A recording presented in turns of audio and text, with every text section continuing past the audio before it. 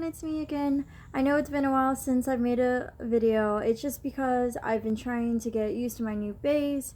I've been trying to get in process, getting settled down. I'm still trying to get settled down. I'm still trying to learn my new job. So I made this video to kind of explain what my new job is. So as you guys all know, I am a personnelist. I am a 3 Sierra 0X1. Actually, the 3 S's are going to be turning into 3 Foxtrots soon.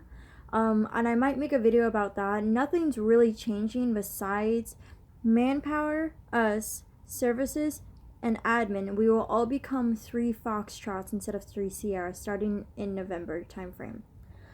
It doesn't really change what we do. It just changes saying that we're going to the 4 support squadron instead of changing into like the support and being an MPS, and certain stuff is changing around, but in retrospect of what our daily job is, it won't change. But anyways, like I said, I'm going to make this video for what my new job is now. So I'm currently stationed now in JBSA Lackland Air Force Base. So this is where you will come if you do basic training for all enlisted, if you do security forces for tech school. There are other tech schools, but the main hub for tech school here is usually security forces, and that's what everyone knows it about. So my job is kind of like a security support job. I'm in the office we call sensitive skills. Basically, what my new job is now is if a trainee for their job, for their AFSC that they are coming into, if they need a top secret clearance, I am one of the people that will help them get them the clearance. So they fill out this form called the SF-86, and SF just kind of stands for like secret form, is if you could say. So they fill out the SF-86 with their recruiter, and then once they come into BMT around their 4th week, that's the first time we'll see them. They'll get interviewed by somebody, depending on just who it is. It could be anyone. They'll get interviewed and saying, oh, does this apply to you? Does this apply to you? Does this apply to you? And just more in-depth stuff like that. Then when they come to the computer lab, they come see me and a few other people, and they get on the computer, and basically they follow this white binder that explains everything that they need to do, everything that they need to know of how to fill the form out. And if you deviate from the binder, they will mess up. And that's my biggest issue with a lot of the trainees. I tell them all the time, I was like, if you deviate from the binder, you will mess up. And if you mess up, I'm going to get a little bit more annoyed. They also have to, sorry, I'm reading my notes. You guys always know, I was like, man, I get so off track if I don't have my notes. Also, besides just filling out the form, I sometimes need to get their fingerprints, because once you get your fingerprints, usually done at MEPS, fingerprints only last 120 days. Saying this, whoever needs just a secret clearance, which is just most jobs, and you'll know if you need a top secret, because they'll press it on you a lot more, and they'll be like, you need a top secret, or you need this, or you need that. And they'll like tell you a little bit more about that and everything. Fingerprints only last 120 days. So if you have gone into MEPS more out than 120 days and gotten your fingerprints then they're most likely expired, which most people's are by the time they come see us in basic training at their 4th week, sometimes even at their 6th week when they come see us. And they have to get their fingerprints again. It's not a big deal. It's just getting your fingerprints for your record so I can submit the form. I submit the form to these people called OPM, and basically what they will do is they will assign an investigator to the trainee's case. The investigator will go talk to the trainee, they'll just verify some information, and they'll just talk to them. That's basically what my job is. I help the investigators and OPM getting them the form that the trainee has filled out correctly, so then they can get an investigator, they can get everything verified saying, hey, they are who they are and they're good to go and all that kind of stuff. So I'm no longer in the 4 support squadron. I'm no longer in the MPS. I'm doing a job that technically a personnel shouldn't do, but they know that they can put personnel into this job, because with personnelists, we are one of the most flexible AFSCs out there. If you put a personnel in the job, we will figure it out, or without instructions or with instructions, we'll get the job done and we'll get it done right, basically. yes, it's not my normal job. I'm not helping permanent party out anymore, which is people who are like, you've been in the Air Force, you've completed tech school training, basic training, and you're now known as permanent party, which you are a part of the space, which means you are part of being stationed at this base. That is what permanent party is. I'm no longer working with permanent party. I'm only strictly working with the trainees.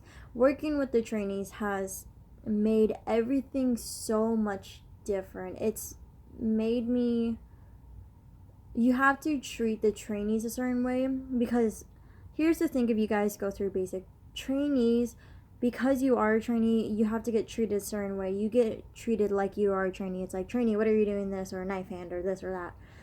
With me, I don't really like to treat the trainees strictly as trainees. Of course, I tell them all the time, I'm very laid back, I'm very more relaxed than everybody else. However, you must treat me with the respect, because I am permanent party. I am already an airman. Yes, you're going to be an airman, but you're not an airman quite yet. You're still known as that trainee because you are still in basic training. You're not to where the point of where I am. And I bring in the human side a lot. I like to talk to them. I like to help them answer questions if they have questions about their tech school, about what maybe this space would look like, or what about this, or what about that. I love helping them, and I love answering questions. I love helping people, and that's just how my nature is. Like I said, I just tell the trainees, as long as you treat me with the same respect and courtesy as you would anyone. I don't need reporting statements. I don't need you to go at attention if you go at ease. That is absolutely fine.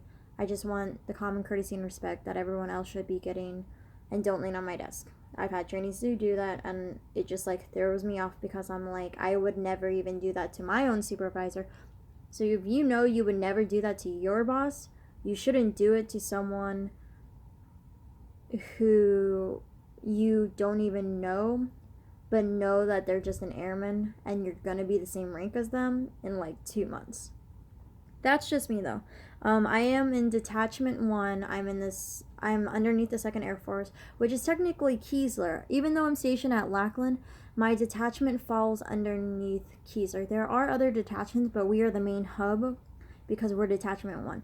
We're the main detachment that all the trainees will come through. You'll come through your 2nd week and your 3rd week talking to the recruiters. My building is where you do in processing for medical. You talk to the recruiters, like I said. You'll fill out your dream sheet in my building. Like I said, with the top secrets, you'll be with me a lot of the times, your 4th, your 6th week, and sometimes your 7th week. Sometimes, if I can, if we're not busy, I'll go to the other offices when the 7th weekers on Tuesdays and Wednesdays, they come pick up their orders for their tech school, and they fill out their dream sheet. Sometimes I'll help go brief them and helping career guidance or assignments out if they'll let me, if I'm not busy. And obviously my job is to stay in sensitive skills, so if I'm not doing anything and my supervisor's like, yeah, you're cool, you're fine, you can go help them brief, I'm gonna go help them brief, because what they brief is basically what my job was in Korea, talking about assignments, talking about how to fill out a dream sheet, talking about what this is, what that is, and all that kind of stuff. Some of the other stuff I do in my job is I'll take care of a med hold roster, so if anyone goes on med hold, I'll know. I gotta watch out for like your security clearance, making sure you're good to go, if you have a T5 open, T3 open, and all that fun stuff. It just means secret or top secret. We just call it T3s or T5s. I schedule 6 weekers and 7th weekers. Like I said, I help out I help whatever weeks is in my office in the computer lab, filling out the sheet, if they have any questions, this and that, if they have a certain situation. Sometimes I have a situation where I'm looking at the trainees SF86 and it says, oh, your dad doesn't have a current address, and then they put in the comment of, I have no contact with my dad, I haven't had contact since I was born. And so then I kind of have to like sit down with the trainee and I talk to them, and I'm like, it's like, have you never had contact with your dad? Has he never been on the birth certificate? Is that mom's reasoning that she just never wanted you to have contact? Do you want to have contact with him? And it's just kind of case by case by that, how I always tell you guys. everything you do working with other people, working in a human resource management job like mine, it's a case by case situation. Unfortunately, not everything is going to be the same. I've had a guy who he never knew his dad, but his dad ended up getting deported. Eventually, I had a guy who was born abroad, and his mother was a German citizen, and he never knew if he ever held dual citizenship. He never knew if he held a German passport at one time, even though he was born a U.S. citizen abroad. But his mother has passed away, unfortunately, and his dad is in the military. His dad, I think, was in the military. And it's just, like I said, it's just little stuff like that. Like I said, I just wanted to make a quick video about what my new job is, explaining everything super quickly.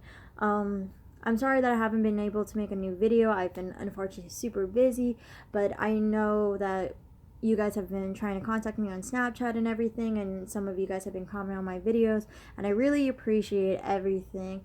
Don't be afraid to ask anything. Don't be afraid to follow me on like Snapchat or anything like that.